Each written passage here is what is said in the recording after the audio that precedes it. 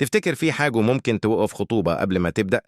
أنا كنت فاكرة اليوم ده هيكون أحلى يوم في حياتي، بس أختي كان ليها رأي تاني خالص. من كام شهر اتقدم لي عريس عن طريق واحدة من قرايبنا وأنا ما كنتش أعرفه قبل كده.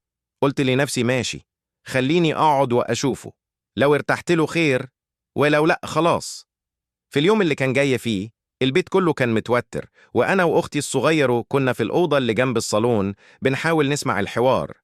بابا وماما قاعدين معاه هو ووالدته، وأنا من كتر الفضول كنت كل شوية أفتح الباب سن صغيرة وأبص. بصراحة أول ما شفته حسيت إنه شكله محترم، بس كنت مركزة على حاجة تانية خالص. علبة الحلويات اللي جايبها، قلت لأختي ده جايب نوع رخيص قوي، ده مش داخل قلبي خالص. أختي طبعا ما سكتتش، كانت بتضحك ومتحمسة أكتر مني. وفجأة ماما طلبت منها تروح تجيب موبايلها من الصالون.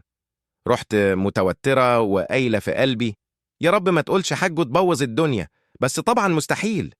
رجعت أختي بعد دقيقة ووشها كله ثقة، وقالت قدامهم كلهم ماما، العريس ده جايب شوكولاتة من النوع اللي محدش بيشتريه غير لو الفلوس خلصت.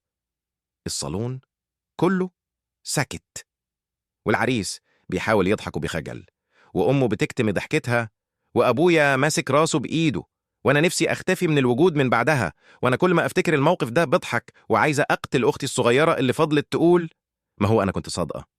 احكي لنا في الكومنتات أكتر موقف محرج حصلك في زيارة أو خطوبة، ولو القصة ضحكتك اعمل لايك وشاركها مع أصحابك عشان يضحكوا هم كمان.